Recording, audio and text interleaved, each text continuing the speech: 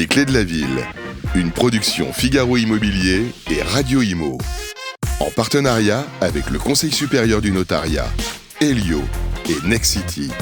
Présenté par Sylvain Lévy-Valency et Olivier Marin. Eh bien, bonjour à toutes et à tous et merci d'être avec nous. Voilà, nous sommes à Poitiers, une ville magnifique que je vous invite bien sûr à découvrir. Et l'idée des clés de la ville, bien évidemment, c'est d'essayer de vous faire découvrir au plus proche les territoires de notre très beau pays, d'aller dans les villes qui parfois ne sont pas forcément visibles au niveau national et de mettre un peu de focus, un peu de lumière sur la fabrique des territoires, la fabrique de la ville, avec celles et ceux qui les animent et bien évidemment ceux qu'on aime particulièrement, les élus locaux qui nous reçoivent toujours avec beaucoup de gentillesse et beaucoup de chaleur. Je suis toujours accompagné, bien évidemment, vous le savez les amis, puisque maintenant c'est la quatrième saison, cinquième saison. Sylvain, et oui, cinquième saison. On a déjà fait quasiment 2 fois le Tour de France, et je suis accompagné de mon complice avec qui nous avons créé cette émission. Il est rédacteur en chef au Figaro Immobilier. Bonjour Olivier Marin. Bonjour Sylvain. Au programme. Très heureux. 40e ville aujourd'hui. On peut avoir quand même 40. Une grande fierté en fait, mener ce Tour de France qui n'est pas fini. Effectivement, en tout cas, très heureux d'être ici à Poitiers. On rappelle avec Figaro Immobilier et Radio Imo, on se plonge au cœur des territoires pour mieux comprendre à la fois les attentes, les besoins, décrypter aussi les enjeux de la ville. C'est aussi un grand plaisir, toujours le même principe qui fonctionne et qui a fait ses preuves. On pose nos valises et on parle immobilier et logement, bien sûr, mais aussi urbanisme, environnement, architecture, patrimoine. Et à travers notre émission, c'est l'occasion de montrer que la ville, elle bouge, elle se transforme. Il y a une identité, mais il y a aussi des nouvelles façons de vivre et d'habiter. C'est ce que l'on verra encore aujourd'hui à travers des reportages, des échanges, les témoignages en plateau de personnalités emblématiques, des acteurs de la fabrique de la ville. Et pour cette deuxième étape de cette saison 5, après Nantes, nous sommes donc très heureux d'être à Poitiers, reçus par notre grand témoin, avec qui nous sommes très heureux de partager le plateau aujourd'hui. C'est Léonore Monconduit, maire de Poitiers, bonjour. Bonjour. Très heureux de partager évidemment cette émission. Maire de Poitiers, vice-présidente du Grand Poitiers. Nous aborderons avec vous l'habitat, le logement, des conseils pratiques également. Et puis on va retrouver nos partenaires comme à chaque fois. Et chaque mois, il y a notamment un notaire du Conseil supérieur du notariat. Aujourd'hui, nous recevrons maître Thomas Duburc. Avec lui, on fera un tour d'horizon sur l'évolution des prix, des ventes à Poitiers. Il délivrera aussi des conseils pratiques. Pour la séquence La vie ensemble, nous recevrons Amaury Vallée, directeur régional Centre Val-de-Loire Océan du groupe Nexity. L'occasion de faire le point, de prendre le pouls du marché, de l'activité, des projets dans le neuf à l'échelle de Poitiers, sa périphérie. Une séquence bien mieux avec notre partenaire Elio pour aborder la rénovation énergétique. Pauline Courbet-Dubost, responsable des affaires publiques de Elio, viendra nous éclairer sur les derniers dispositifs. Il y en a beaucoup, il y a beaucoup d'attentes aussi en matière de rénovation énergétique. On ne sait plus trop où on en est. Elle viendra nous expliquer. C'est le mot qu'on peut dire. Essayer de nous expliquer. Et puis, il y a des séquences, on verra celle notamment de Grégoire sur la ville de Poitiers. Voilà, en tout cas, un magnifique programme pour cette première émission, cette deuxième émission des Clés de la Ville à Poitiers. Absolument. Et d'ailleurs, Grégoire, vous êtes venu avec le réalisateur de notre groupe, Alexandre Burkhardt, pour tourner quelques images, me semble-t-il. Et d'ailleurs, je crois que vous vouliez dire un mot, mais vous le dites après le reportage. Et d'ailleurs, juste en quelques mots, Grégoire, vous êtes venu, il pleuvait un peu, et oui. Vous avez tourné de très belles images. C'était une autre météo ce jour-là, mais comme on était très bien accompagnés et qu'on a été très bien accueillis, vous allez voir que les images sont très belles. Eh bien, je vous propose, mesdames et messieurs, vous toutes et toutes celles qui nous écoutent, de regarder ce reportage. C'est tout de suite.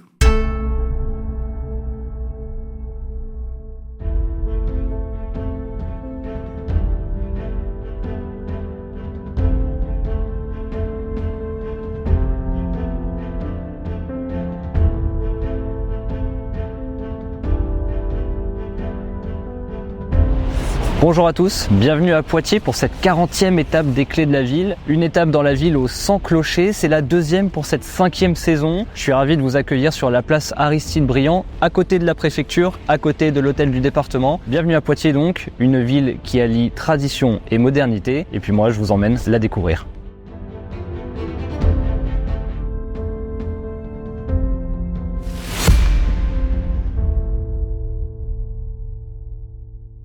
Ville labellisée art et d'histoire au patrimoine particulièrement riche, ville à l'activité économique intense, Poitiers c'est un joyau qui n'est pas apprécié à sa juste valeur.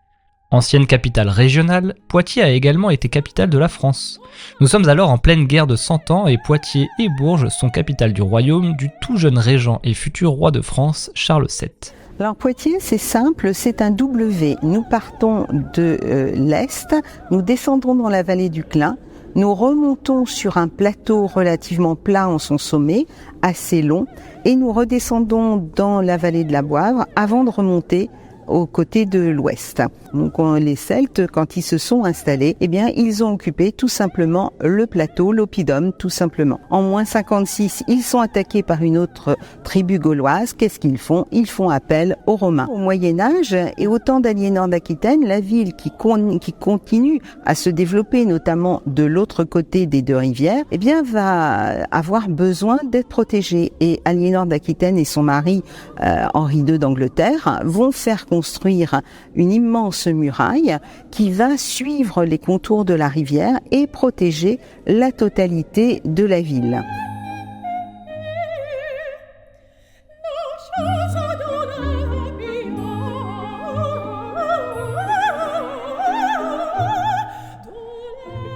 Et ce n'est finalement que bien plus tard que la ville va se développer au-delà. Et ensuite, à partir du 19e et 20e siècle, eh bien, la population va gagner les plateaux extérieurs.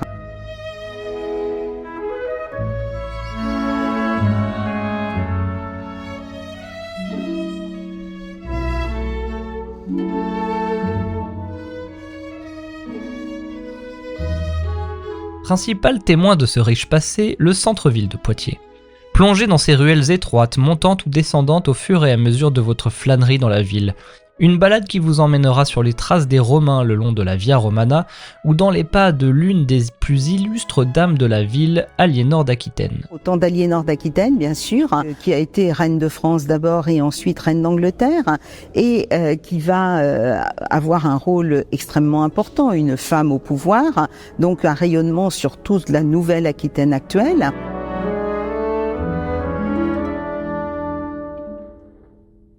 Il est un passage plutôt facile entre le bassin parisien et le bassin aquitain, et Poitiers jouit ainsi d'une position stratégique à 300 km de Paris, 100 km de Tours, 120 km d'Angers, 130 km de Limoges, une position qui lui valut un développement important au fil des siècles. Alors le rayonnement de la ville, ce qui a permis ce nouvel essor, c'est dû à plusieurs choses. D'une part, c'est dû dans les années 1851 à l'arrivée du chemin de fer et à l'implantation des militaires. Il y a aussi l'université. L'université, pendant très longtemps, a été la seule de toute la région. Nous avions des étudiants. Aujourd'hui, Poitiers a retrouvé toute sa valeur universitaire, en quelque sorte. Ça va entraîner l'arrivée de start-up, notamment, et donc ça va développer énormément la ville de Poitiers et Grand Poitiers et son agglomération. Et vous rajoutez là-dessus le Futuroscope.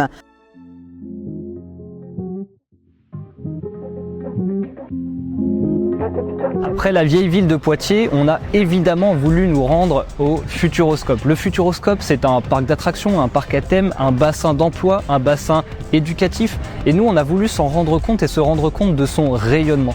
Pour cela, on a rencontré son responsable des relations extérieures, Jérôme Neveu, qui a accepté de répondre à nos questions.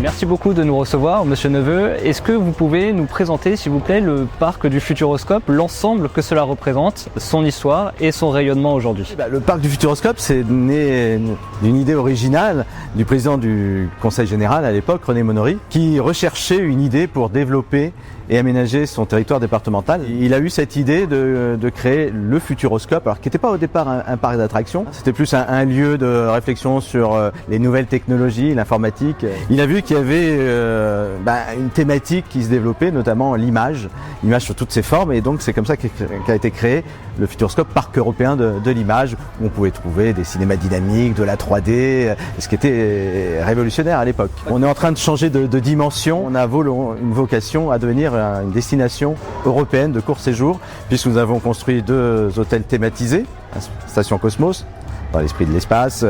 Nous avons 120 lodges, un hébergement insolite au pied du parc pour rester plusieurs jours. Et cette année, avec la création de l'Aquascope, notre premier parc aquatique, innovant là aussi, puisqu'on a, on a surfé sur les technologies de l'image numérique pour les lier à l'eau, ce qui était unique au monde. Et donc c'est tout cet environnement qui permet aujourd'hui au Futuroscope d'être le 3e parc en France. Il y a plus de 15 000 personnes qui vivent et travaillent sur le site. Donc c'est vraiment au cœur de ce département de la Vienne, un poumon économique. C'était vraiment l'idée de départ, créer une activité nouvelle pour créer des emplois nouveaux. Et je pense que le pari est réussi.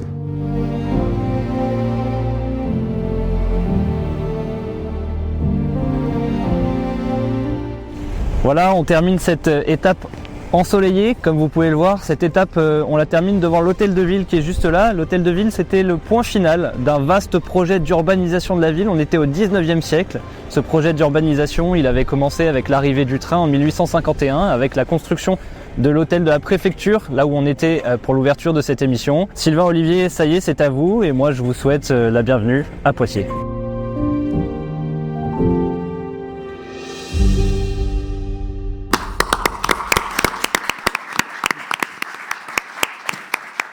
Voilà, de retour sur le plateau après ces très très belles images. Merci encore. Bonjour Grégoire. Bonjour Sylvain. Bon, il fait meilleur aujourd'hui. Oui, tout à fait. C'est très beau avec la pluie, c'est très beau avec le soleil aussi. On voulait dire un mot justement pour remercier les protagonistes de ce reportage, notamment Isabelle Soulard, qui est l'historienne, qui vous a accompagné. Et puis un mot ici également pour Jérôme Neveu, du Futuroscope. Exactement. Je crois que c'est important de dire qu'on a été très bien accueillis et très bien accompagnés par Isabelle Soulard. Je crois d'ailleurs qui est présente. Elle est dans la salle. Qui est juste là. Voilà. Donc moi je voulais juste... Vous pouvez vous lever, on va vous voir à la caméra. Ouais, voilà. Levez-vous. Ça peut dire. Merci à vous. C'est toujours très précieux, Madame Soulard, justement, quand on va de ville en ville, de trouver des personnes qui incarnent aussi cette passion pour la ville. Et de cela, on vous en remercie vraiment très chaleureusement. Merci. Et elle a juste été présente avec nous tout l'après-midi, malgré un genou pas très en forme. Et donc, je voulais vraiment insister et la remercier chaleureusement et pour la passion qu'elle nous a transmise sur la ville de Poitiers. Merci beaucoup, Grégoire. Voilà, on va enchaîner, si vous voulez bien, avec notre entretien avec vous, Madame la maire Léonore Monconduit. Bonjour et merci d'être avec nous. On va enchaîner avec cette première question qui est une question éminemment politique.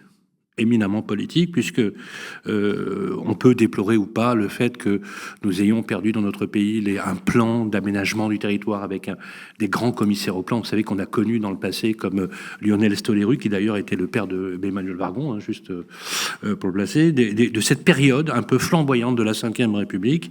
On sait que le renouvellement urbain, c'est un des piliers de la politique que vous menez ici à Poitiers. C'est à chaque fois une vision à long terme que vous avez, et vous avez ce projet de redynamiser la ville, de lui donner un nouvel angle avec des positions bien tranchées, qui parfois, voilà, il y a des débats un peu vifs, mais ça prouve la vitalité de la démocratie, justement. Moi, j'ai envie de vous poser plusieurs questions. La première, c'est quelle est votre vision et quels sont les grands chantiers en cours, emblématiques? Je crois vous êtes déjà sur le quartier des Couronneries, vous êtes sur le centre-ville, vous êtes sur des sites en mutation. Parlez-nous de cette ambition que vous avez depuis que vous êtes aux affaires depuis 2020. Vous avez gagné les élections. Tout d'abord, merci à vous d'avoir choisi Poitiers pour cette émission. Merci au public pour sa présence et bonjour à toutes et à tous. Et merci pour le reportage que vous avez présenté qui donne une vision très complète de la ville. Je pense qu'on n'aura pas le temps de parler de tout, mais en tout cas, c'est très complet. Donc, merci beaucoup. Pour répondre à votre question, je vais vous parler de nos chantiers qui permettront d'illustrer l'approche générale de renouvellement urbain que nous défendons. C'est vrai qu'à Poitiers, on ne manque pas de chantiers de renouvellement urbain. Certains sont en cours d'achèvement, certains sont pleinement en cours et certains sont lancés, mais pas encore concrètement déclinés. Le premier que je peux mentionner, c'est la fin d'un projet de rénovation urbaine du quartier des Couronneries, qui est le plus grand quartier politique de la ville de Poitiers, dont les dernières opérations sortiront en 2027-2028, et qui a pour objectif d'apporter d'abord du mieux social pour la population du quartier, avec un logement massivement renouvelé, mais aussi des services publics complètement réhabilités. On aura par exemple réhabilité d'ici 2027 toutes les écoles du quartier. Donc ça, c'est une opération qui se termine actuellement par des opérations structurantes. Il y aura par exemple aussi l'implantation de l'école européenne supérieure de l'image, c'est-à-dire qu'on fait venir dans un quartier des étudiants pour aussi diversifier le type de population qui y vit, qui y consomme, qui occupe l'espace public. Et puis on termine actuellement par les opérations de voirie, c'est aussi classique. Mais donc les opérations de voirie qui, ici comme sur toute la ville de Poitiers, doivent s'adapter aux nouveaux usages et notamment à un meilleur partage de l'espace public entre la voiture, les vélos, les piétons, les poussettes, enfin voilà. C'est une nouvelle ère des mobilités que nous avons impulsée à Poitiers, ce qui génère parfois du débat, vous y avez fait référence. Ce qui a généré notamment aussi, je ne veux pas revenir sur l'aéroclub, mais bon, voilà, sur les moteurs thermiques, sur les mobilités du quotidien. Voilà. Non, mais c'est intéressant parce que vous défendez des positions. D'ailleurs, il n'y a pas de débat réellement là-dessus, puisque vous avez fondamentalement raison. Il faut effectivement qu'on ait des centres-villes apaisés, avec des mobilités plus douces que vous défendez d'ailleurs. Oui, voilà. Alors, on nous reproche parfois d'être anti. C'est pas du tout notre approche. C'est pas du tout mon approche d'être anti quoi que ce soit. Je suis résolument pour un meilleur partage des usages de l'espace public, mais c'est avant tout pour s'adapter à l'évolution des usages. Je veux dire, à Poitiers comme ailleurs, depuis les 5 ans, on va dire, on a un boom des usages du vélo, mais aussi des usages piétons, par exemple. Et donc, il faut impérativement que la ville s'adapte pendant 50 ans, 70 ans. Mais ça ne veut pas dire qu'on condamne la voiture. Absolument, ça veut dire qu'on l'utilise différemment. Oui, et puis que dans les programmes de réaménagement urbain, puisque c'est de ça dont on parle, eh bien, on intègre dès maintenant un partage de l'espace différent avec, là encore, des priorités bien ciblées. On est bien conscient sur le fait qu'aujourd'hui, à Poitiers, surtout dans une ville moyenne comme Poitiers, tout le monde ne peut pas se passer de sa voiture. Et donc, on priorise notre public cible prioritaire. C'est le public étudiant. Il a été mentionné dans votre reportage. On a 30 000 étudiants à Poitiers. C'est un tiers de notre population. 30 000, c'est énorme. Oui. Et donc, la priorité de ce mandat, c'était de réaménager l'axe en matière de mobilité. C'était de réaménager l'axe entre le centre-ville et le campus avec une piste cyclable de haut standard, des bus renforcés. On a mis en place un système de vélo gratuit pour les étudiants qui s'inscrivent à l'université de Poitiers afin que les étudiants aient un autre choix de mobilité que la voiture individuelle parce qu'eux, ils sont jeunes, ils sont en pleine forme, ils n'ont pas d'enfants, ils n'ont pas de personnes âgées à charge, donc ils peuvent se passer de la voiture. Voilà, j'ai mentionné une opération de renouvellement urbain des couronneries. Je voudrais, si vous permettez, en mentionner 2 autres. Il y a le grand projet du Palais et de son quartier, magnifique. Le Palais qu'on voit largement dans votre reportage, qu'on appelle de plus en plus le Palais d'Aliénor, puisque Isabelle Soulard l'a mentionné. C'est une reine de France, d'Angleterre, qui a vécu à Poitiers et à qui on doit largement l'aspect du bâtiment tel qu'on le voit aujourd'hui. C'est l'un des édifices civils les plus importants d'Europe. On ne mesure pas, mais c'est vraiment somptueux. Et donc, la ville de Poitiers est propriétaire de l'édifice depuis 2020. Avant, c'était le Palais de Justice depuis la Révolution française. Et donc, on porte un très large programme de réhabilitation de l'édifice pour le révéler aux yeux des Poitevines et des Poitevins. Il n'avait jamais été fouillé, par exemple, jamais complètement.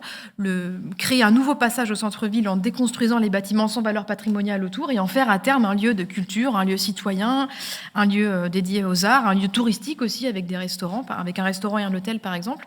Mais on s'intéresse aussi à l'ensemble du quartier du Palais, c'est-à-dire tous les cheminements qui vont du musée, là où on se situe, en passant par le Palais jusqu'à la gare. Et donc, on a vu dans votre reportage des rues qui sont aujourd'hui des rues jardins. C'est une manière que nous avons de réhabiliter, de réaménager la ville. On embellit les rues, on partage mieux l'espace public, mais en même temps, on fait en sorte que la ville soit plus adaptée, notamment aux fortes chaleurs qu'on pourrait connaître l'été, donc avec des concepts de rue jardin, c'est-à-dire qu'on permet à chaque propriétaire, on aide chaque propriétaire à végétaliser sa façade, et donc ça produit des résultats vraiment fabuleux. Il y a beaucoup d'enthousiasme du point de vue de la population pour cette opération-là, et donc à chaque opération d'aménagement urbain est associé un embellissement et une végétalisation de la rue. Et puis un dernier projet qui est en phase d'étude, donc peu perceptible du point de vue des promoteurs, des habitants, c'est la réhabilitation du projet de la gare, du quartier de la gare, pardon. Ça a été mentionné, on a la chance d'avoir à Poitiers une gare qui est à, vous l'avez constaté sans doute, 500 mètres du centre-ville. Ah oui, c'est une chance incroyable, alors que des villes comme Poitiers ont pu délocaliser leur gare hors du centre urbain. Là, c'est pas notre cas.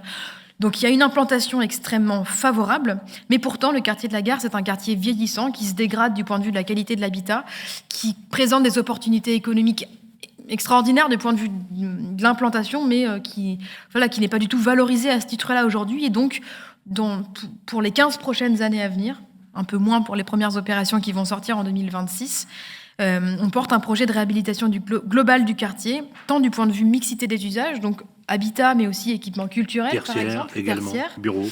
Développement d'activités économiques, il y a beaucoup de friches que nous souhaitons requalifier pour favoriser l'accueil d'activités économiques sur ce quartier. Et puis, comme toujours, aussi faire plus de place à la nature en ville. On a une rivière qui coule sous les rails de la gare, la Boivre, un peu comme la Bièvre à Paris. L'objectif, c'est de la remettre à l'air libre pour redonner accès au public à cet espace de verdure au cœur de la ville. Merci. Olivier Marin. Oui, justement, pour prolonger dans ces défis de demain, du Poitiers aussi de demain, on le voit avec Sylvain, dans beaucoup de villes, il y a des chartes en fait locales sur la construction, sur le logement.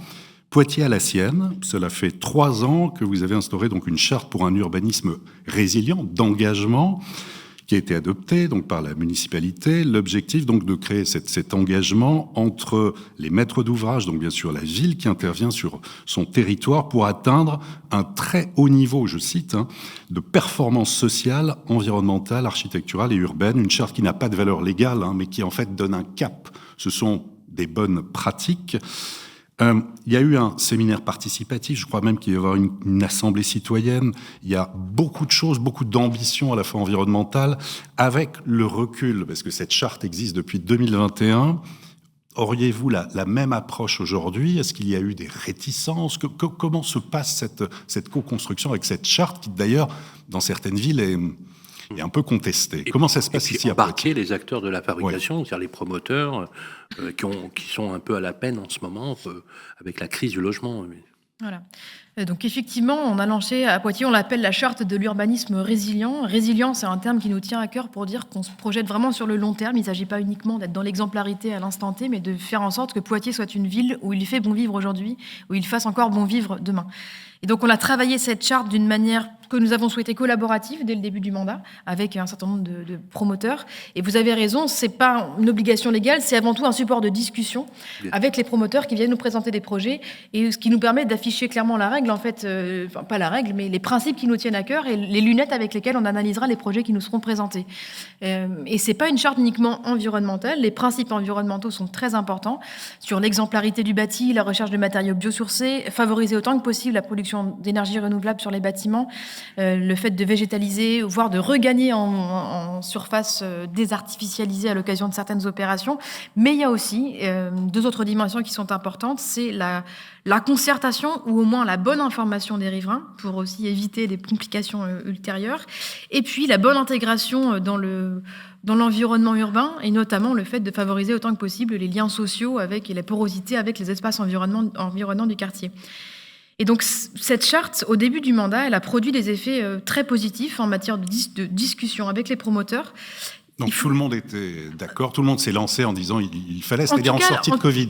Voilà, exactement. Ouais. Voilà, le contexte a beaucoup joué. C'était un support de discussion très fructueux. Et je dirais qu'en 2021-2022, on avait une réelle écoute de la part des promoteurs et de réelles évolutions dans les projets qui nous étaient proposés.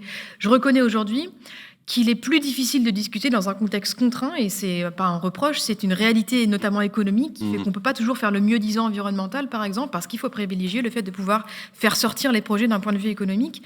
Je tiens quand même à souligner qu'on a fait une 2e version de cette charte de l'urbanisme résilient qu'on a votée récemment pour réaffirmer certains principes et qui doivent être autant que possible respectés, même en contexte de difficultés économiques. C'est par exemple le cas sur les énergies renouvelables. On voyait qu'on avait très peu de projets qui sortaient avec la production d'énergie renouvelable. Or, c'est vraiment un défi que le territoire doit relever, pas que les opérateurs privés. On s'astreint à une exemplarité autant que possible sur le sujet. Mais voilà, donc une réaffirmation de cette charte de l'urbanisme résilient comme un support de discussion avec les promoteurs, mais dont on est bien conscient des difficultés et qu'on essaye d'orienter aussi vers des opérations qui correspondent aussi à des besoins sociaux pour la ville de Poitiers. Et les surfaces demeurent, c'est-à-dire, je voyais dans la charte, en fait, vous demandiez minimum 20 mètres carrés pour un studio, en résidence, 28 mètres carrés pour un T1, 45 mètres carrés pour un T2. Ça, c'est ce que vous demandez au départ. Ça, c'est quelque chose qui est maintenu? Oui. Enfin, autant que possible, parce que on ne peut pas, produire de logements sans s'intéresser à la qualité de l'habitat qui sera offert au Poitevin et au Poitevin. C'est pas intéressant d'un point de vue, en tout cas de mon point de vue de maire. Et c'est aussi pas forcément rendre service aux promoteurs, puisqu'on voit que dans l'immédiat après Covid, beaucoup d'opérations de type résidence étudiante ou habitat senior ont été produits, qui aujourd'hui peinent à être remplis. Parce qu'il y a une offre surdimensionnée qui a été produite, mais aussi parce que la qualité n'est pas toujours au rendez-vous. Et donc, c'est aussi leur rendre service que d'être exigeant sur la qualité de ce qui sort. On trouve à se loger facilement à Poitiers? Ça dépend des publics. Globalement, oui, ça va encore. Notamment, y compris du point de vue des étudiants, il y a des villes où c'est la crise totale du logement étudiant. À Poitiers, c'est pas le cas. Enfin, c'est moins le cas qu'ailleurs. Le logement étudiant est un vrai sujet dans le pays. Absolument. Et donc, voilà, Poitiers est régulièrement... Moins impacté. Moins impacté. Et puis, on est régulièrement classé au premier rang des villes où il fait bon étudier, notamment du point de vue de l'accessibilité du logement et des services publics, etc. Donc, ça va encore. Mais voilà, on a des besoins particuliers. Par exemple, nous, ce que nous souhaitons particulièrement continuer à apporter, c'est la production de logements en centre-ville, donc des logements majoritairement de la rénovation, parce qu'on a besoin de maintenir de revitaliser le centre-ville. De revitaliser, mais aussi de maintenir une typologie, une mixité de type de famille, par exemple, en centre-ville, des grands appartements. On a besoin de grands appartements en centre-ville, on a besoin de mixité sociale en centre-ville, donc la production de logements sociaux est importante. Mais voilà, le pourcentage de logements sociaux sur le... 40%. 40%.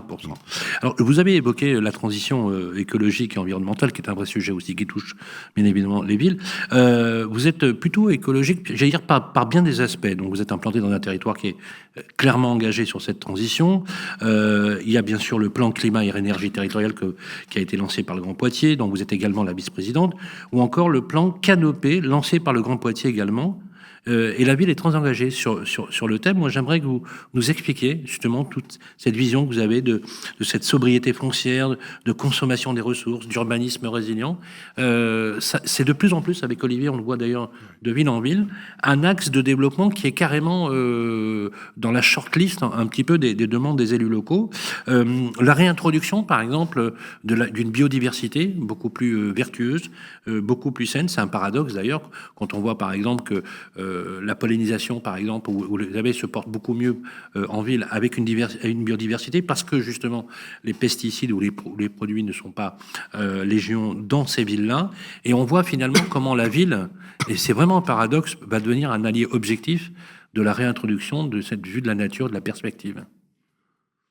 Effectivement, c'est un thème extrêmement vaste sur les enjeux climatiques, extrêmement intéressant. Et puis non, mais qui surtout, qui dit politique écologique, dit que ça se décline dans l'ensemble des politiques publiques en réalité, et que c'est pas cantonné à une politique qui serait étiquette environnement et puis tout le reste on ne s'en suffit pas. Donc c'est vraiment une approche globale qui irrigue toute notre approche des politiques publiques. Sur la question climatique, c'est important, je me permets de rappeler qu'on s'inscrit vraiment dans 2 dimensions.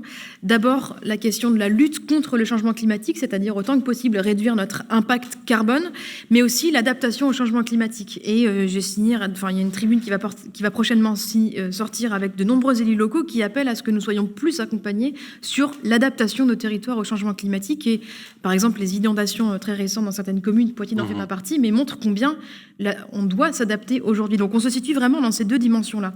Pour ce qui concerne la réduction de notre impact carbone, la mobilité, c'est une priorité. On a un plan climat et énergie qui montre que plus de 50% des émissions de gaz à effet de serre du territoire, c'est la mobilité. Donc j'ai mentionné la priorité que nous accordons aux alternatives à la voiture individuelle, en particulier pour le public étudiant. On ambitionne un quart de report modal d'ici dans les prochaines années pour les étudiants depuis la voiture individuelle vers le bus, le vélo. C'est un public prioritaire qu'on assume.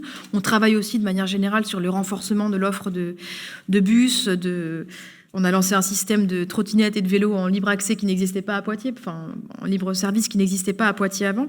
Donc c'est la question des mobilités qui mobilise beaucoup de notre énergie avec des questions d'accompagnement des usages, mais aussi d'aménagement urbain qui sont nécessaires et qui sont très coûteux pour encourager la pratique. Et puis du point de vue de l'adaptation, on en a rapidement parlé tout à l'heure, mais c'est vraiment la question de la végétalisation de la ville qui marche le mieux pour ce que nous portons. Ça se décline dans l'aménagement différent des rues, avec une place plus grande laissée à la végétalisation. Ça se décline par une plantation massive d'arbres, plus de 30 000 arbres plantés depuis le début du mandat dans des forêts urbaines, mais aussi dans les cheminements du quotidien. Et puis ça se décline aussi, par exemple, par la végétalisation des cours d'école, qui a des atouts techniques du point de vue fraîcheur, mais aussi pédagogique, pour inciter les enfants à sortir, à être en contact avec la biodiversité dès le plus jeune âge. C'est vraiment un point fort à Poitiers sur l'éducation nature. On est assez reconnu en cette matière-là. Et c'est aussi, j'en suis convaincue, ce que recherchent les familles qui arrivent à Poitiers, c'est d'avoir cette dimension intégrée dès le plus jeune âge, même dès les crèches, on y pense aussi, pour les enfants. Et évidemment aussi sur l'énergie renouvelable. Je crois que vous allez faire beaucoup de choses, notamment sur l'électrique, développer des circuits d'approvisionnement d'énergie renouvelable. Vous avez d'ailleurs, je crois, mais c'est le Grand Poitiers souscrit un contrat qui entre en vigueur à partir du 1er janvier 2025. C'est bien ça, sur l'électricité consommée qui sera verte, de plus en plus verte. Il y a un accompagnement aussi pour les habitants, pour ceux qui sont tentés par l'idée d'installer des panneaux photovoltaïques sur leur toit. Là, il y a tout un accompagnement, il y a une prise de conscience. Est-ce que c'est vraiment suivi? Est-ce que c'est écouté et suivi? Il y a une volonté politique, mais est-ce que derrière, ça suit? Autant que possible, oui. Alors, par rapport à ce que vous mentionnez, depuis le début du mandat, on est passé en 100% électricité verte. Ouais. Donc, on n'a pas attendu 2025. C'est difficile de maintenir cette exemplarité dans les temps économiques qui courent, l'inflation des prix de l'énergie, etc. Mais on est... Voilà, comment demander aux citoyens d'être exemplaires si nous-mêmes, on ne l'est pas? Donc, on tient bon là-dessus. Sur le développement d'énergie renouvelable, oui, alors Grand Poitiers est en pointe, notamment du point de vue de son réseau de chaleur. Un réseau de chaleur urbain qui est le plus étendu de Nouvelle-Aquitaine et sur lequel on a un territoire pionnier depuis longtemps. Et donc on en est très fiers et on continue à l'étendre. Et d'ici la fin de cette mandature, le réseau de chaleur permettra d'approvisionner l'ensemble des quartiers politiques de la ville. Et donc ça allie performance énergétique, énergie renouvelable et dimension sociale en garantissant notamment une stabilité de les coûts de l'énergie pour les logements sociaux. Donc, parce que quand on pense renouvelable, on pense souvent éolienne ou photovoltaïque, on ne pense pas forcément aux autres énergies. Or, à Grand Poitiers, on intègre l'ensemble des dimensions du mix énergétique. Sur le développement des énergies renouvelables, eh bien, nous-mêmes, on porte une ambition de patrimoine municipal à énergie positive, c'est-à-dire qu'on essaie d'être exemplaire dans chacune des opérations qu'on porte. Pour ce qui concerne le soutien à des projets, aux projets des particuliers, on les accompagne en ingénierie autant que possible. On a un point Info Énergie à Grand Poitiers qui permet d'accompagner via différentes aides, par exemple. Et on a un enjeu majeur sur lequel je souhaite avancer, c'est le fait de pouvoir montrer que toute la ville peut être concernée par l'engagement dans les énergies renouvelables, y compris ce qu'on appelle le périmètre préservé, le centre-ville. J'aimerais qu'on puisse démontrer qu'on peut vivre avec son temps, c'est-à-dire implanter des énergies renouvelables, y compris, par exemple, on a des ardoises photovoltaïques qui sont très bien intégrées dans l'environnement urbain aujourd'hui, et montrer qu'on peut concilier préservation du patrimoine historique, de la ville dans sa dimension historique et belle, mais en même temps vivre avec son temps et donc implanter du renouvelable en périmètre préservé. Alors, il nous reste 2 questions très rapides et on va enchaîner. C'est la question que vous avez placée en priorité, puisque bien évidemment, vous avez la chance d'avoir une démographie positive. On vient, vous gagnez des habitants, même si on n'a pas des statistiques fiables, vous l'avez rappelé, puisque l'INSEE a du mal à se mettre au diapason de l'arrêté. Mais en tout cas, une chose est sûre, c'est que vous êtes sur une démographie positive. C'est à une encablure de Paris. Oui. Clairement, c'est un territoire qui est un territoire attractif, qui est un très beau territoire. On est un peu plus d'1h30 par la LGV. Vous avez effectivement bénéficié de ce mouvement incroyable post-Covid qui a amené les populations à même si beaucoup sont un peu revenus, mais voilà, ça reste quand même... Par contre, le logement est une priorité, et je sais que vous en avez fait une priorité, notamment sur le logement insalubre, où vous avez une position extrêmement claire, et je salue cette position, puisqu'il n'y a pas plus indécent que de proposer aujourd'hui sur le marché des logements insalubres. Il y a une guerre qui avait mené à l'époque, en son temps, Julien de Normandie, en pénalisant, vous savez, les marchands de sommeil. C'est pas le cas à Poitiers, puisque vous n'êtes pas sur des territoires ultra contraints. Le programme du logement d'abord que vous avez mis en place, et notamment les loyers, les construire des logements à loyer maîtrisé. Sauf que les promoteurs en ont pris plein la gueule, c'est le moins qu'on puisse dire, avec la hausse des matériaux, le coût prohibitif du foncier, parfois un coût prohibitif public, faut le dire, faut l'assumer, qu'il n'y a pas forcément là. Et donc, c'est pas évident pour un promoteur de se voir entendre, si vous voulez, de se dire, avec les élus locaux, vous devez sortir une opération à temps, alors que lui-même est contraint par un bilan de promotion qui est quand même difficile. Et donc, c'est important d'essayer de trouver les adéquations bonnes. Vous avez besoin des promoteurs. Vous avez besoin du secteur privé. Et enfin, avec Olivier Marin, on se posait la question de l'investissement locatif. Je voudrais qu'on globalise ces 2 questions. Olivier, tu te posais la question de l'investissement locatif. Absolument, puisqu'en fait, Le Figaro a sorti un palmarès des villes où investir dans un studio à mettre en location. C'était il y a une semaine. Exact. 126 villes ont été comparées sur la base de plusieurs critères, à la fois sur les logements vacants, les logements étudiants, le prix au mètre carré d'un studio, le loyer, le rendement annuel brut. Sur 126 villes, en quelle position arrive Poitiers ?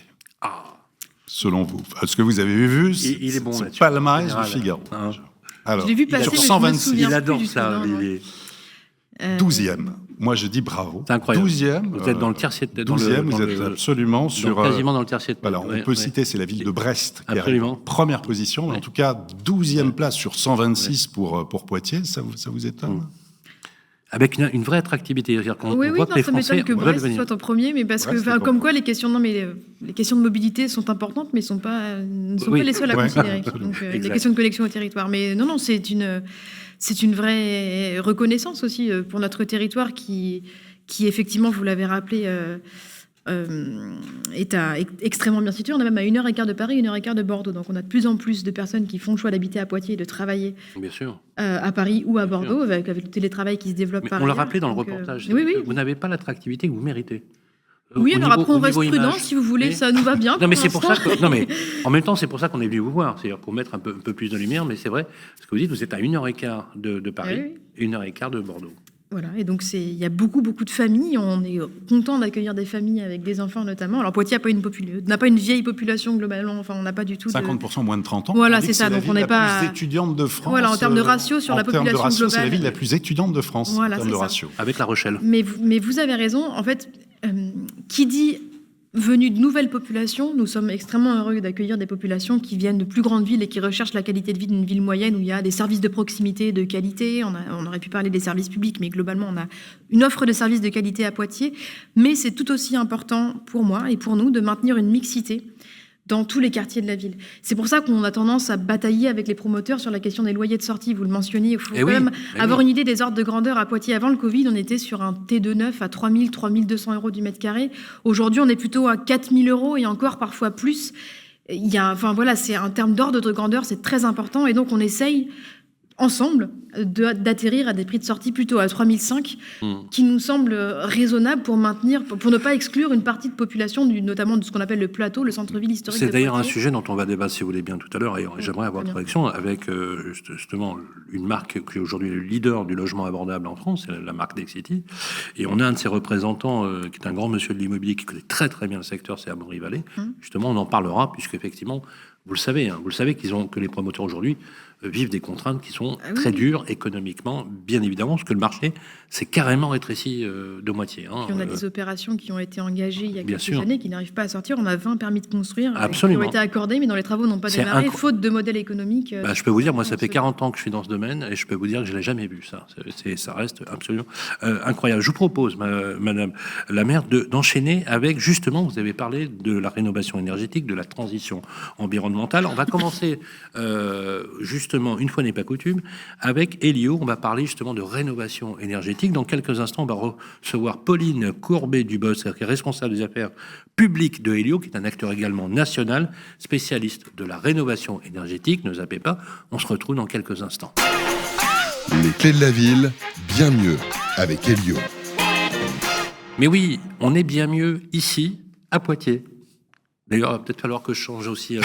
Je le fais à chaque fois parce que je trouve qu'on a dans notre pays de très jolies villes. Léonore Monconduit, c'est vraiment génial. Nous, on a un métier franchement très sympa parce qu'on a la chance de rencontrer justement des élus locaux. On adore les élus locaux. Il faut défendre les élus locaux. Vous êtes les seuls qui êtes à même de fabriquer le territoire puisque vous êtes les seuls élus de la République en contact direct avec les personnes que vous défendez. Et ça, c'est important qu'on mette la lumière sur vous. Moi, je vous propose qu'on applaudisse Léonore Monconduit.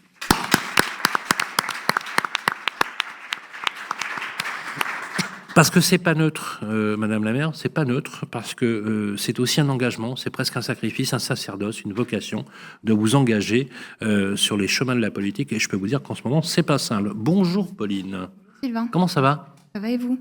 On est ravis de vous recevoir. Pauline Courbet-Dubos, je rappelle que vous êtes responsable des affaires publiques d'Elio, spécialiste de la rénovation énergétique. Je vous propose, comme il est d'usage, de répondre aux questions de notre ami Olivier Marin. Bonjour Pauline, très heureux de vous retrouver ici à Poitiers. Alors Poitiers, on va l'évoquer bien sûr dans un deuxième temps. À la fois, vous allez nous éclairer sur les logements, le DPE, les différents classements. Mais tout d'abord, c'est au niveau national. On est très intéressé à la fois par les DPE, MaPrimeRénov'.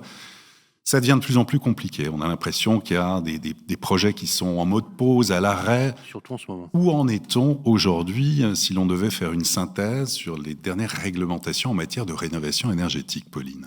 Alors, de rénovation énergétique, on a déjà une copie du gouvernement pour le projet de loi de finances 2025. Donc, il y a vraiment un budget de rigueur qui demande un effort global de 60 milliards d'euros. Et au niveau de la transition énergétique et des mesures d'efficacité énergétique, ça se traduit d'une part par une augmentation des crédits de la mission écologie, quand même, il faut le noter, de 2,8 milliards d'euros. Mais dans le même temps, par exemple, on a un fort rabot de la dotation du fonds vert, qui est un fonds qui a été créé en 2022 et qui, justement, est destiné à aider les collectivités locales à aller au bout, à mener à bien leurs projets d'efficacité énergétique. Là, il y a un impact direct. Ah oui, direct. Oui, c'est pratiquement 60% de réduction. Donc 60%. Ouais. On a des chiffres, c'est passé de combien à combien? On est passé de 1,5 milliard à 1 milliard. Ah la vache. 2,5 milliards, pardon, à 1 milliard. C'est énorme. Oui, énorme, pour le coup. Et côté MaPrimeRénov', parce qu'on a une année 2024 quand même très très riche au niveau des évolutions réglementaires sur le sujet. Donc on a, a priori, parce qu'on parle de la copie du gouvernement avant la navette parlementaire, une pérennisation du dispositif tel qu'entré en vigueur au 15 mai 2024, avec donc de la rénovation par geste et de la rénovation d'ampleur, et une dotation de 2,3 milliards d'euros, donc c'est-à-dire une baisse annoncée de 700 millions d'euros. Alors même que les objectifs de rénovation du secrétariat général à la planification écologique sont quand même assez ambitieux, c'est-à-dire qu'on a à peu près 700 000 rénovations par geste et 315 000 rénovations d'ampleur. Beaucoup de propriétaires bailleurs, mais aussi des locataires, se posent la question. Il était question dans le calendrier qu'au 1er janvier 2025, les logements les plus énergivores, ceux qui sont classés G, soient interdits à la location au 1er janvier 2025, c'est-à-dire demain matin. Ah oui. On entend... On va revoir le calendrier, on parle de copropriété, de maisons... C'est ce qu'a dit Michel Barnier dans son discours de politique générale, de revoir ou d'assouplir le calendrier de rénovation énergétique. Qu'est-ce que ça veut dire, Pauline, adapter le calendrier? Alors, adapter le calendrier. Bon, déjà, donc ça, c'est une mesure de la loi climat et résilience qui date de 2021, donc ça fait longtemps qu'on entend parler de ces interdictions à location. Et on a désormais une ministre de plein exercice, qui est Valérie Létard, qui a en charge la rénovation urbaine et le logement. Et qui, elle, en effet, entend assouplir et peut-être aménager ce calendrier pour donc les logements les plus énergivores en copropriété, donc c'est-à-dire les classes G en copropriété, à condition qu'un plan pluriannuel de travaux soit voté. C'est à peu près l'état des dernières annonces en la matière qui sont donc très si récentes. La copropriété n'a pas fait le PPT, donc le plan pluriannuel de travaux, elle sera soumise à l'interdiction. Elle sera soumise à l'interdiction. Voilà. C'est catastrophique. Parce Alors, que le nombre... Voilà, vous avez compris pourquoi je vous pose cette question. C'est catastrophique. Parce que très peu ont signé un PPT, quoi. Très peu ont signé un PPT. Il y a quand même pas mal de logements... Moins de 8000 l'an dernier. Considérés comme passoires énergétiques. Et on est en pleine crise du logement. Donc ça veut dire que ça va évidemment venir confisquer une partie des logements, notamment destinés au parc locatif. Il y a combien d'appartements, logements collectifs, voilà, pour notre public, logement collectif, c'est les immeubles où il y a une copropriété, versus maison individuelle, bien évidemment. Combien il y a d'appartements étiquetés G sur le marché locatif, Pauline? Alors là... Voilà, on est une colle. Bon. Non mais nous on avait estimé juste sur Paris qu'il y avait à peu près 25% de la location. Près de 30%. Près de 30%. Je peux vous dire à Poitiers, mais je ne peux pas vous dire énorme, pour la France. Au niveau national, mais c'est énorme. Donc ça va être une vraie galère au 1er janvier. Madame la maire, une réaction par rapport justement à cette histoire de calendrier de rénovation énergétique, de copropriété, comment vous voyez les choses? Une réaction spontanée, c'est de déjà dire... sur le fond vert, Oui, alors sur le fond vert, effectivement, une cata. Mais c'est pas... Il y avait que ça, voilà. Mais non, c'est surtout que moi, je suis favorable à une exigence forte en matière de rénovation, notamment thermique des logements. Néanmoins, là, la politique gouvernementale donne une double injonction aux propriétaires, en fait, c'est-à-dire une injonction de l'exigence, mais sans donner les moyens d'accompagnement qui vont avec. C'est tout à fait ça. Et ça, c'est contre-productif, puisqu'on soumet des gens à des obligations qu'ils sont difficilement en mesure de respecter et qui, in fine, dont les conséquences négatives sont soit sur les locataires s'ils restent dans les logements, soit carrément sur le recul du nombre de logements disponibles dans les villes. Mais vous seriez favorable à ne pas toucher au calendrier de cette rénovation énergétique, de laisser en l'état ce qui était prévu au 1er janvier ou pas? Concrètement, faudrait-il proroger cette interdiction, quoi. Enfin, proroger le seuil de l'interdiction. Est-ce que vous diriez, voilà, on vous laisse 2 ans pour rebondir sur les F, notamment en 2028? Ça, je ne me prononcerai pas sur la question du calendrier, mais on aura beau repousser le calendrier. Si on n'a pas les moyens d'accompagnement qui vont avec pour les propriétaires, ça ne fonctionnera pas dans 3 ans non plus. Donc, voilà, je suis pour des politiques publiques réalistes, avec des ambitions exigeantes, y compris en termes de deadline. Mais par contre, il faut ne pas baisser les moyens alloués. C'est terriblement efficace. Oui, il faut réussir à combiner les deux, en fait. C'est-à-dire ambition écologique et faisabilité et réalité du territoire. Mais vous êtes plutôt bien loti pour le coup à Poitiers, parce que vous avez à peu près 10% de logements considérés comme des passoires énergétiques, c'est-à-dire F et G. 10% seulement, et la moyenne française est plutôt aux alentours de 17%. Donc, et seulement 4% en G. Pour évidemment les logements qui ont des DPE, mais c'est quand même plutôt bien. Donc ça veut dire que Poitiers, outre le fait que c'est une des villes les plus agréables selon le palmarès Figaro, est aussi exemplaire d'un point de vue énergétique, Pauline ? En tout cas, il y a des mesures qui portent leurs fruits. Sur toutes les villes qu'on a faites ensemble, effectivement. Oui, c'est plutôt une des... Oui. Et je pense, je peux me tromper, mais je pense que les logements en G qui restent sont situés, me semble-t-il, sur les quartiers où on est en train de faire des opérations d'aménagement, notamment. Non, mais je veux dire, on voit que lorsqu'on prend en charge des opérations d'aménagement urbain ambitieux, je parlais du lien centre-ville-campus et le quartier du Pont-Neuf ici, donc il y avait beaucoup de logements dégradés, notamment de logements étudiants. On voit que ça génère des opérations de réhabilitation et c'est tant mieux. Et le quartier de la Gare, très clairement, il y a beaucoup de logements dégradés aujourd'hui et je suis convaincue que d'ici 10 ans, ça aura été résorbé, ne serait-ce que par un environnement urbain amélioré. 56 000 logements donc à Poitiers, 70% d'appartements, 68% d'occupants locataires. Et la ville de Poitiers, donc on le voit avec vous, Pauline notamment, qui est plutôt performant par rapport à la moyenne en France. Peu de passoires thermiques, entre guillemets, il y en a toujours trop, mais il faudra les éradiquer. Vous faites régulièrement des cas concrets de rénovation chez Elio, aussi c'est la transparence. Premier exemple, vous avez accompagné une copropriété qui est boulevard Pont-Achard, à Poitiers. Pauline. Tout à fait, donc c'est 36 logements, une surface habitable de 1800 m², avec un système de chauffage initial de gaz collectif et un DPE avant travaux F. Donc, il y a différents gestes d'isolation qui ont été faits, donc une isolation thermique par l'extérieur, les planchers bas, les toitures terrasses, l'installation d'une VMC simple flux et le traitement des ébrasements de menuiserie extérieure. Donc tout ça, c'est un montant de travaux à l'échelle de la copropriété de un petit peu moins de 430 000 € hors taxes. Et pour faire baisser le reste à charge de ces travaux, on est venu flécher les aides, donc les C2E, les certificats d'économie d'énergie et MaPrimeRénov' copropriété, à hauteur de un petit peu plus de 191 000 €. Donc c'est-à-dire pratiquement 45% de financement pour faire baisser ce reste à charge et donc arriver à une étiquette D après travaux et un gain énergétique de 48%. Et ce qui donne sur le reste à charge une moyenne d'environ 10 à 15 000 € par copropriétaire. C'est un total de 237 000 €, pareil, hors taxe. D'accord. À diviser, à répartir entre Absolument. Les 36 lots. À répartir, donc du coup, finalement, plus facilement pris en charge par des banques sur un court, moyen ou long terme. Oui. Et surtout, le gain sur la valeur de l'actif. Bien sûr, bien évidemment. Oui, c'est important. Je crois que l'équivalent, vous nous aviez dit l'autre fois, je crois qu'on peut avoir des décotes qui peuvent aller jusqu'à 20 ou 25% sur le plan énergétique, oui. donc il n'y a pas photo.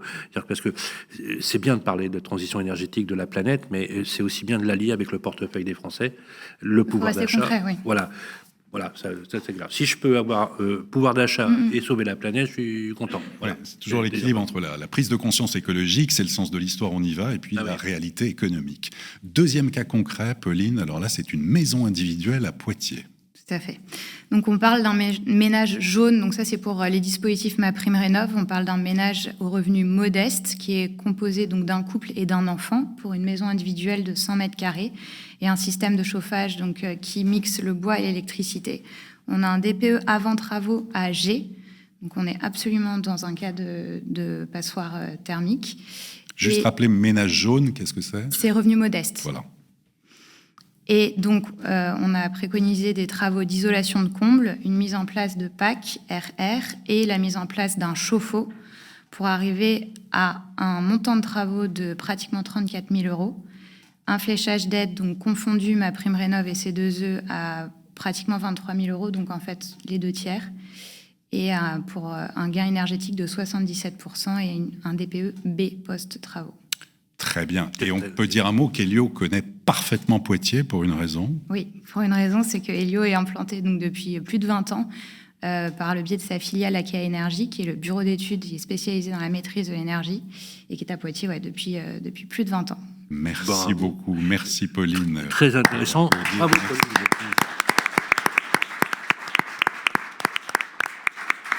Vous restez avec nous, Pauline, justement. On va enchaîner sur la prochaine séquence.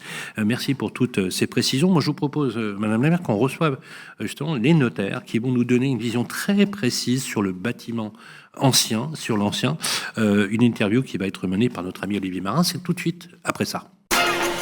Les clés de la ville, parlons bien, avec le Conseil supérieur du notariat. Après, parlons mieux, bien mieux. On va dire, parlons bien, voilà, avec Olivier Marin sur le plateau des Clés de la Ville dans notre bonne vieille ville de Poitiers, bien sûr accompagné de notre hôtesse qui nous fait le plaisir de nous accueillir. Elle est maire depuis 2020 de Poitiers, c'est Léonore Monconduit. Merci de nous accueillir. Changez rien, vous êtes proche de la perfection, Madame la maire. Merci en tout cas d'être avec nous. On fait de la radio après tout, donc on est là pour se détendre également. Et on cherchait un notaire, un super notaire de la ville pour nous montrer. On l'a trouvé. Il est sur le plateau. C'est Maître Thomas Duburc. Bonjour. Comment ça va ? Ça va très bien. Voilà, quelle élégance. Merci. Ça fait toujours plaisir de recevoir des notaires sur le plateau. Merci. Merci en tout cas. On va parler de l'habitat ancien. Vous avez la parole, Olivier Marin. Oui, évidemment. Bien sûr, on va faire avec vous mettre un tour d'horizon de cet immobilier ancien, l'évolution des prix, des ventes. Quelques chiffres clés déjà pour démarrer. 2170. Comme 2170 €, ça c'est le prix médian au mètre carré d'un appartement ancien à Poitiers. Alors c'est une baisse qu'on retrouve un petit peu partout en France. On est entre -2, -2,5% sur un an. Mais quand on regarde dans le rétroviseur, depuis 5 ans, les prix avaient progressé à Poitiers de 35%, ce qui est quand même important. C'est-à-dire qu'on achetait à 1 500 € du mètre carré quasiment. Absolument, et oui. Le maître va nous le dire. Incroyable. 175 000, ça c'est le prix de vente médian d'une maison ancienne à Poitiers, moins 5% sur un an, mais là aussi, quand on regarde en arrière, il y a 5 ans, on est déjà à plus 20% des prix qui ont progressé.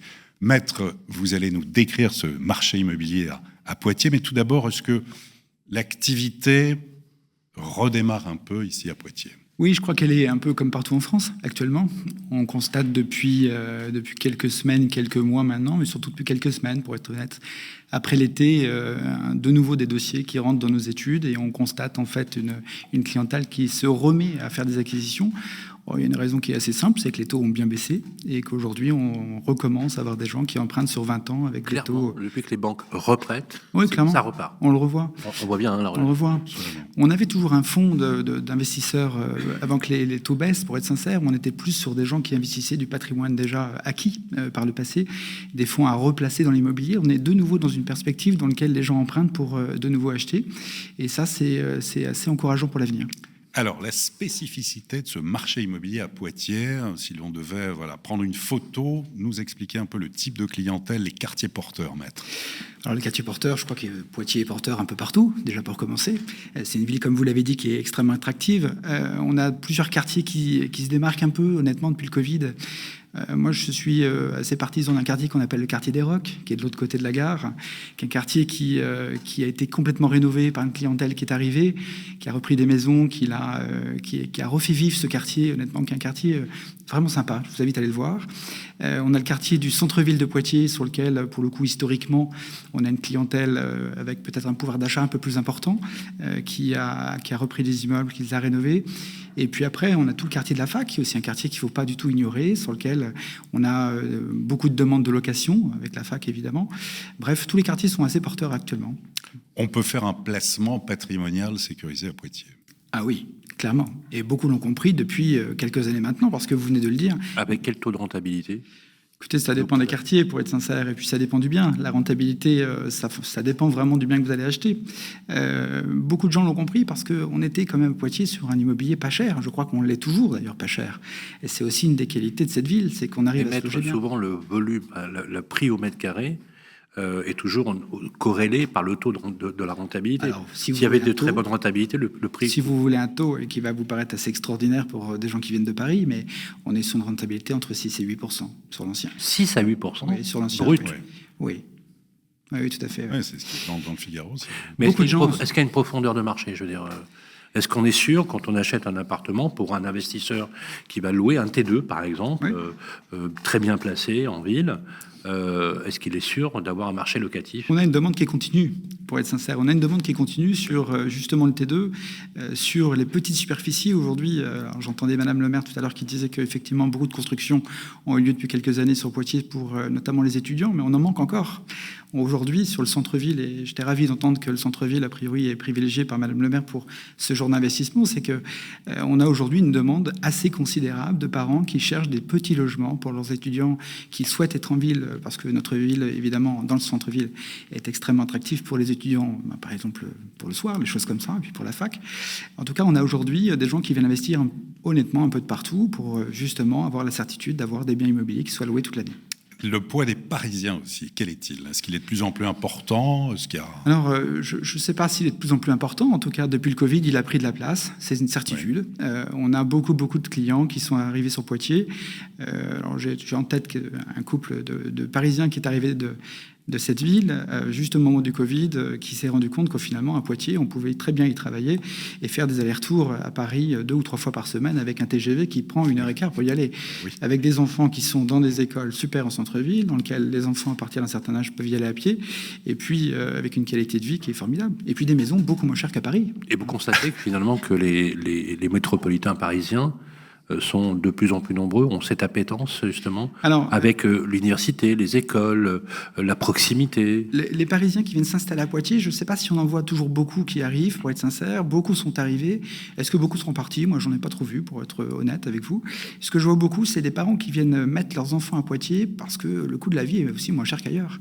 Avoir un enfant étudiant à la fac à Poitiers ou à Bordeaux, le coût du logement, c'est pas le même, tout simplement. Donc, on a beaucoup d'investisseurs qui viennent de l'extérieur pour pouvoir finalement acheter de l'immobilier pour loger leurs enfants, puis finalement, derrière, on se rend compte qu'ils gardent leurs biens. Alors, quand on compare les taux de rentabilité, c'est vrai que 6-8%, ça fait partie des villes les plus attractives. Un mot tout de même des quartiers. Quartier Plateau, quartier Cathédrale. Expliquez-nous, pour ceux qui ne connaissent pas Poitiers, un petit peu les différentes typologies ou des prix. Madame Soulard pourrait vous expliquer extrêmement bien l'évolution de Poitiers, mais vous avez effectivement ce qu'on appelle chez nous le plateau. Pour des gens qui ne sont pas de Poitiers, c'est quoi ? C'est ce qu'on appelle les Poitevins la butte. Voilà.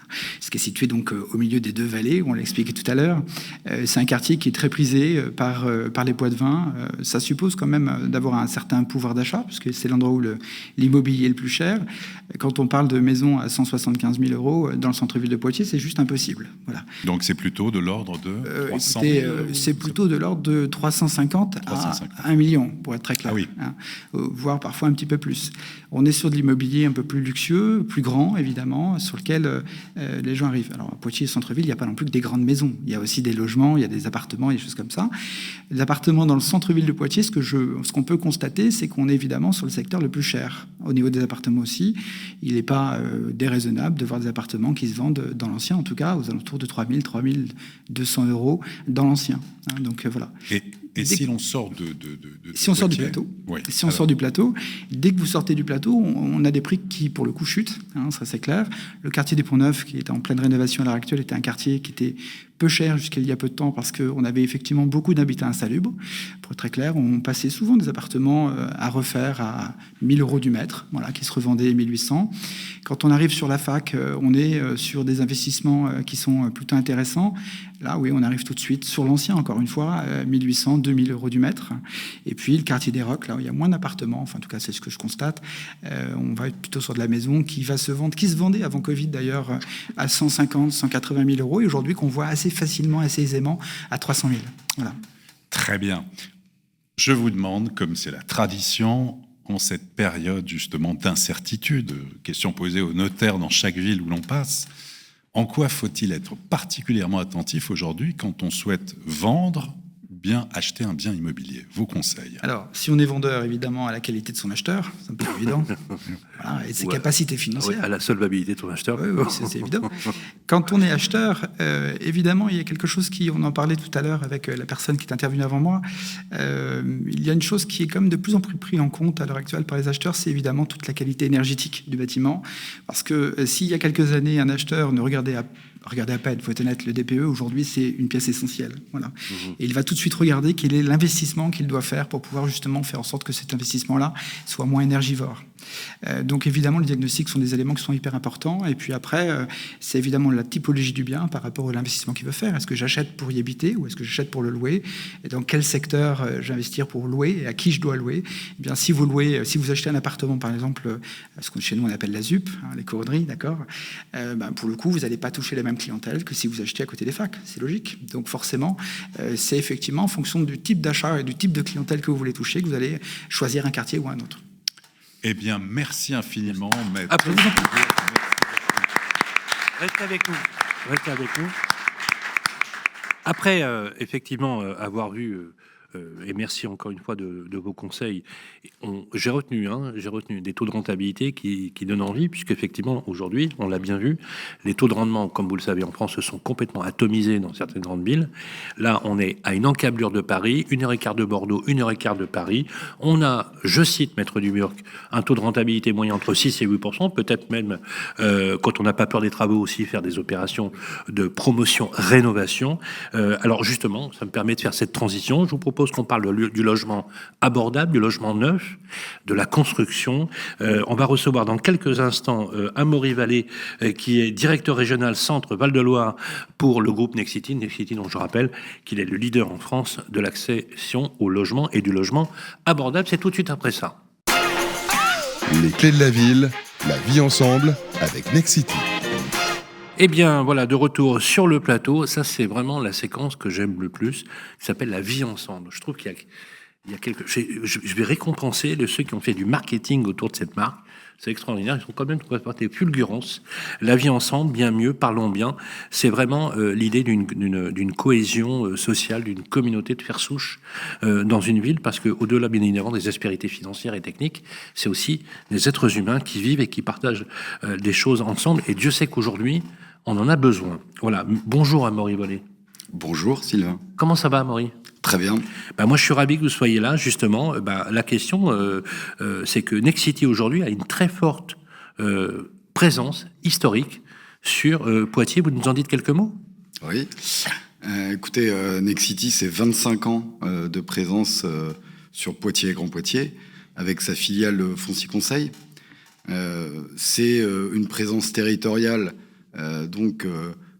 avec un investissement sur Grand Poitiers et Poitiers de 3500 logements sur les 25 dernières années, une installation de l'agence de l'aménagement en 1999 qui a été lancée grâce à une opération qui s'appelle la ZAC du Paty, qui fait 720 logements à l'époque. Et on a eu énormément d'opérations de ce type en aménagement. En complétude, on a fait aussi beaucoup d'opérations de promotion immobilière avec...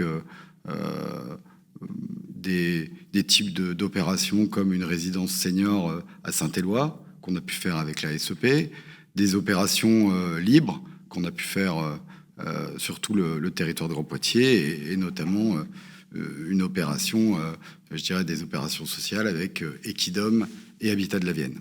Ce sont Madame la maire, des opérations emblématiques. Alors, je vais vous poser la question aussi à tous les deux. Je vais commencer par vous, Amaury. Est-ce qu'on continue ici, avec les élus locaux, l'AGLO, on continue de produire du logement neuf? Alors, on continue de produire du logement neuf. En effet, on fait moins de logements libres, bien sûr, puisque le marché c'est un petit peu écrasé de 40 à 50%. Ce que j'aimerais aussi dire, c'est que on est là aussi depuis 25 ans, je reviens sur ça, et on a une fiabilité de l'engagement, puisque quel que soit le cycle immobilier, on a toujours produit sur Poitiers. Je dis ça pour l'avenir. Est-ce qu'on construit demain encore à Poitiers? Et en plus, vous avez même contrat cyclique, toujours tenu à rester présent sur le territoire. ce qui n'était pas le cas de grandes marques de promoteurs. Vous avez toujours eu cette Absolument. volonté On est le seul socialement d'accompagner le territoire. Déjà, on est le seul, à ma connaissance, le seul promoteur, aménageur national à être physiquement présent sur la ville de Poitiers. Et on continuera. On a des opérations encore en cours et on continuera, je l'espère, à faire autant de logements sur les prochaines années. Madame la maire, un commentaire, justement, c'est peut-être la construction de logements. Votre position à la lumière de ce que vient de nous expliquer Amaury? Aujourd'hui, je ne peux que partager le constat qu'on est sur un très fort ralentissement, en particulier cette année, et que la reprise dépendra de beaucoup de facteurs, la question du coût des travaux, la question des intérêts, des taux, etc. Ce que je peux dire, c'est qu'à Poitiers, il reste aussi des quartiers qui doivent être construits dans les prochaines années. Il nous reste du foncier, en fait, à Poitiers, qui fait partie d'opérations d'aménagement, soit en cours, je caricature, mais vous refusez pas de signer les permis, quoi, concrètement. Ou si... On est exigeant sur les principes que j'ai présentés tout à l'heure. Par contre, on ne refuse pas de signer des permis et on a besoin de gagner du logement à Poitiers. Enfin, Merci. Pour le coup, on a une population en pleine croissance. C'est bien de le dire. Vous disiez qu'il y en a certains qui étaient en attente, c'est ça, tout à l'heure. Il y a des permis qui ont été accordés, mais qui techniquement sont OK, mais par contre, du point de vue finalisation économique, ça ne tient plus parce que le modèle d'il y a 2 ans n'est plus celui d'aujourd'hui. Absolument. En fait, c'est vrai que c'est pas évident. Nous, traditionnellement, et ça fait très longtemps, on travaille avec les bailleurs sociaux en VFA. Alors, on a fait tout type d'opérations très diverses. Donc, avait aussi bien des opérations de 20 logements à Montamisé, je parle d'une ville à côté, et que des opérations beaucoup plus importantes, type l'APSA, par exemple, où à Saint-Benoît, on a fait une opération inclusive pour une association pour sourds aveugles et des retraités de l'ESAT. Ça, c'est des opérations qu'on veut faire, c'est de l'innovation qu'on fait. C'est de l'innovation qu'on fait aussi parce que nos partenaires nous poussent à faire ce type d'opération. Et ce qui a permis aussi au groupe, je dirais, entre guillemets, de se décomplexer sur ce type d'opération et de faire d'autres opérations de ce type inclusif. Il y a 2 choses que j'avais relevées. C'est la résidence de Mignaloux, à Mignaloux-Beauvoir, une pension de famille. Je trouve ça génial. Parce que, c'est vrai, au 19e siècle, il y avait des pensions de famille partout, vous savez, en ville. Et Balzac a beaucoup écrit sur la question, justement, des pensions de famille, notamment une pension de famille où Vautrin arrive, etc. Et vous l'avez fait, donc, à Mignaloux. Et vous avez aussi, dans les Jardins du Golfe, vous avez un lotissement qui est en cours de finalisation qui va comprendre 230 logements. Oui, tout à fait. Alors, je vais commencer, c'est un peu le cas de 2 innovations. Quand on fait de l'innovation, il n'y a pas que l'innovation technique et écologique, elle est là. On en a fait déjà en 2018 avec Equidom pour une opération en structure bois. C'était les premiers e-wood où on était à -20, -30% de la réglementation thermique à l'époque, en biosourcé avec des entreprises locales comme Merlot, qui est bien connu ici. Et donc, c'est ça aussi, travailler sur le territoire. C'est travailler avec les partenaires, c'est travailler avec les entreprises locales. Vous étiez même en avance par rapport aux obligations légales. Oui, tout à fait, parce qu'on a aussi, en tant que leader, un devoir d'aller essayer, faire de la R&D pour pouvoir apporter des opérations qui soient évidemment plus vertueuses écologiquement, mais surtout abordables. Parce que notre mantra, entre guillemets, c'est le logement pour toutes et pour tous. Et on doit s'adresser à toute la population. Mais pour ça, oui, voilà. Alors, je reprends, Sylvain. Eh oui. L'opération donc de Mignaloux-Beauvoir, c'est donc une pension de famille. Pension de famille, c'est-à-dire que c'est ouvert à des personnes à très grande précarité, c'est-à-dire sans domicile fixe ou en réinsertion. Et donc ça, c'est 14 logements. Ça, c'est dans le cadre de Nexity Non-Profit. C'est à part, on n'a pas à faire de marge dessus, on fait juste des honoraires. Et à côté, dans le même établissement, je dirais, on a 42 logements qui sont dédiés aussi à des personnes de très grande précarité, mais en urgence. C'est-à-dire qu'ils peuvent venir et sortir quand ils veulent. Donc c'est des opérations avec Audacia, en association avec Audacia, et qui est gérée. Donc on a des bureaux administratifs, une salle commune, et toute cette population est gérée par Audacia. On voit qu'il y a beaucoup d'innovations, et pour donner envie aux collectivités effectivement de lancer, de soutenir des opérations, il suffit plus de présenter des mètres carrés, des bâtiments. Il faut vraiment convaincre, il faut apporter de la pédagogie, il faut embarquer à la fois les élus, les riverains, les acteurs économiques. Enfin, il y a vraiment un rôle moteur, et là-dessus, je crois que vous insistez énormément. Et de passer d'un urbanisme aussi de construction à un urbanisme de transformation. C'est ce qu'on a fait sur l'opération, justement, les Allées du Golfe, portée par Pascal Chéniaud, ici présent, et Foncier Conseil. On est venu intégrer une opération e-Wood une fois de plus, en se disant, voilà, il faut apporter un plus. Écologiquement, on est à Poitiers, on a donné le curseur pour aller jusqu'à l'Aéro 2028 en biosourcé, et on est en Pinel Plus. Bon, ça, demain, on ne pourra plus. Mais en tout cas, c'est une opération qu'on va démarrer à la fin de l'année. Et c'est une bonne nouvelle pour clore, entre guillemets, la ZAC. Alors, nous, on a envie de voir les prix du logement neuf. Est-ce qu'ils sont plus élevés que l'ancien?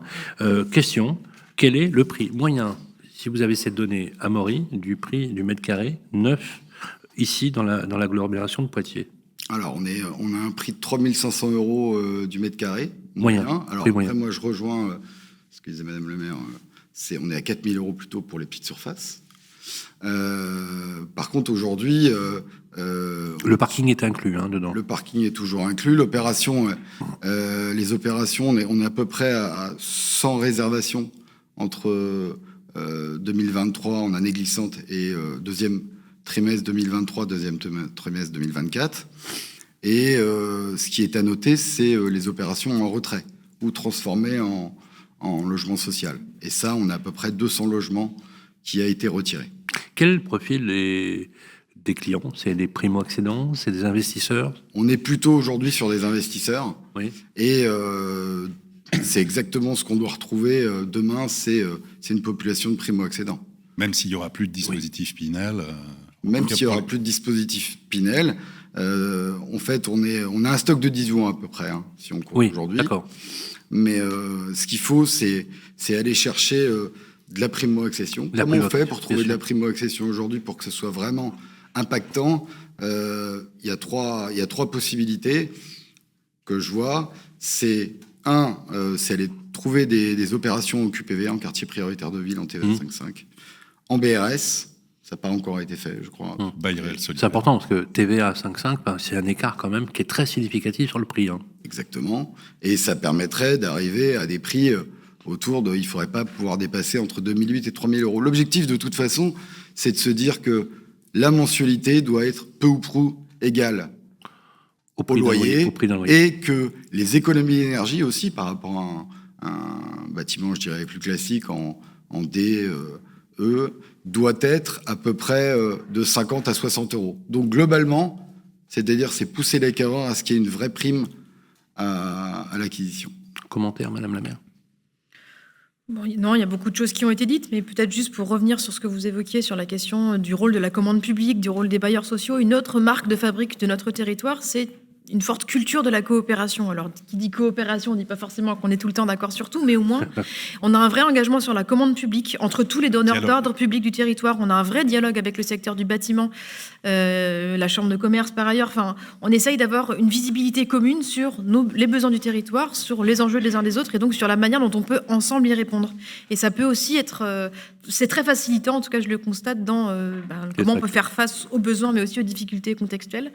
Et voilà, Poitiers est un territoire coopératif et j'en suis fière. Demain, en tout cas, le chemin de crête, il est sur l'accession, la primo-accession, et aussi sur, je dirais, la transformation d'actifs obsolètes, comme on a pu faire aux casernes à Châtellerault. Oui, très bien. Ça, c'est une opération où, au niveau, que ce soit au niveau carbone et je dirais, réhabilitation de la ville, de la fabrication de la ville. Qui est, en fait, vous avez pris une caserne de pompiers, vous la réhabilitée, vous allez sortir 120 logements. 120 logements en résidence senior avec égide de Métis. C'est super. Voilà. C'est super. Alors justement, on parlait tout à l'heure du Pinel, on parlait des prix alors, au mètre carré. Si on loue, aujourd'hui dans le neuf, ça coûte combien? Si on loue aujourd'hui dans le neuf, ça coûte entre 9 et 11 € selon la typologie. D'accord. Pour un T1, c'est 16 € du mètre carré. Alors 16 € du mètre carré, ça c'est plutôt en résidence étudiante. D'accord. Et pour un T2, on est à 11 € en moyenne ? C'est ça. 11 €. Et ça fait rêver par rapport à Paris. On est à 41 €. Enfin, je suis complètement déphasé. Appartement un T3, on est à 9 € du mètre carré ? Oui, tout à fait, oui. 9 €. Parking inclus. Oui, tout à fait. Donc, c'est là que... oui, tout à fait. Et c'est là que la... Liliane, fais les valises. Faut pas le dire trop fort. Mais non, mais c'est pas cher. Oui, quoi, Olivier. Voilà. Ouais, alors, après, la problématique, comme vous pouvez le deviner, c'est que l'équation économique est très compliquée. Évidemment, oui, parce que par rapport déjà à l'ancien... Et par rapport à l'ancien et par rapport à ce qu'on peut trouver sur le marché, on n'a pas de boni par rapport à l'équation écologique. Ouais. C'est tout à fait. Applaudissements pour Amaury Vallée, s'il vous plaît. Restez avec nous, Amaury.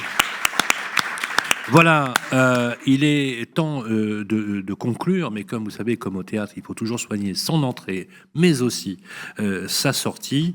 Je voulais vous dire à toutes et à tous que c'est un vrai plaisir d'être ici à Poitiers avec l'ensemble de vos équipes, et que pour nous, c'est vraiment une chance inouïe de découvrir la France à l'échelle iris des quartiers, de la rue, et de rencontrer ceux qui fabriquent de les territoires, avec, encore une fois, j'insiste lourdement là-dessus, le rôle primordial qu'ont aujourd'hui les élus locaux. Ça, c'est un message que j'envoie à l'exécutif.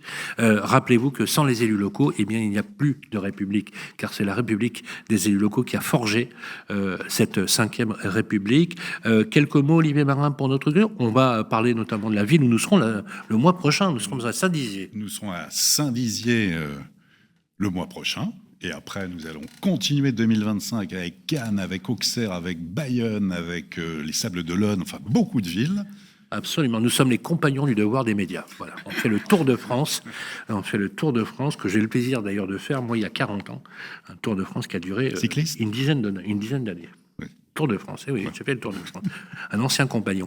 Je voudrais, effectivement, comme c'est d'ailleurs l'usage dans notre émission, on aimerait, Léonore m'ont conduit, vous laisser le mot de la conclusion. Voilà. Très spontané. Et vraiment, au nom de l'équipe, remerciant Grégoire Darico, les équipes de Nexity, les équipes d'Elio, les équipes du CSN, notre ami Baptiste qui est derrière la commande, et Lorenzo Il Magnifico qui est derrière, notre super régisseur italien, pour l'organisation de cet événement. Merci également au DIRCOM de la ville qui nous a généreusement accueillis, de votre cabinet et bien sûr de vous-même. Vous avez la parole. Merci, bon, avant tout, mes remerciements renouvelés pour votre venue à Poitiers. Alors peut-être une dimension pour conclure dont on a finalement assez peu parlé. On a parlé beaucoup d'avenir. C'est vrai que Poitiers est une ville qui se projette beaucoup dans tous les enjeux contemporains et d'avenir, notamment la transition écologique, mais pas uniquement. Mais je souhaite aussi insister sur le fait que Poitiers est aussi profondément une ville ancrée dans son histoire. On l'a vu dans le reportage. Et ça mobilise aussi beaucoup, sincèrement et avec beaucoup de moyens, nos politiques publiques. On appelle parfois Poitiers la ville aux 100 clochers. On a parlé du Palais, mais on a aussi, par exemple, un projet de réhabilitation de l'église Notre-Dame qui est vraiment un joyau de l'art roman. Et ça fait partie, ça contribue à l'attractivité de la ville, ça contribue à la qualité de vie de la ville de Poitiers. Et intrinsèquement, Poitiers est une ville très riche d'un point de vue patrimonial et historique. Et voilà, ça fait indéniablement partie de ces atouts que nous attelons aussi à préserver et valoriser. Merci beaucoup. Applaudissements pour Léonore Monconduit, maire de Poitiers. Venez ici à Poitiers, venez vous installer. Poitiers, aujourd'hui, est une ville, comme des villes que nous parcourons partout sur le territoire avec Olivier, des villes qui ont ce mérite justement de mettre en relief ce territoire, d'avoir finalement, comme vous le disiez très justement, Madame la maire, les pieds dans cette tradition séculaire, dans cette histoire, mais toujours très projeté sur l'avenir, qui est la garantie de la pérennité de la ville. C'est le cas de la ville de Poitiers. Le mois prochain, nous serons donc à Saint-Dizier avec le maire Quentin Brière qui nous attend aussi, un élu, encore une fois, comme on les aime. Merci à toutes et à tous de suivre, vous êtes de plus en plus nombreux, ce programme. Je rappelle que vous pouvez l'avoir sur Radio Imo en podcast, mais aussi sur toutes les plateformes d'écoute. Vous pouvez également acheter le Figaro, c'est fortement conseillé. Ou sur Internet. Ou sur Internet, absolument. Parce que maintenant, Maintenant, on est à l'ère du digital, hein, même pour des personnes âgées comme nous. Voilà. Merci en tout cas d'avoir suivi cette émission. Merci au public d'avoir été avec nous, de nous avoir accompagnés. Prenez soin de vous. On se retrouve le mois prochain pour un nouveau numéro des Clés de la Ville. Les Clés de la Ville, une production Figaro Immobilier et Radio Imo. En partenariat avec le Conseil supérieur du notariat, Elio et Nexity. Présenté par Sylvain Lévy-Valency et Olivier Marin.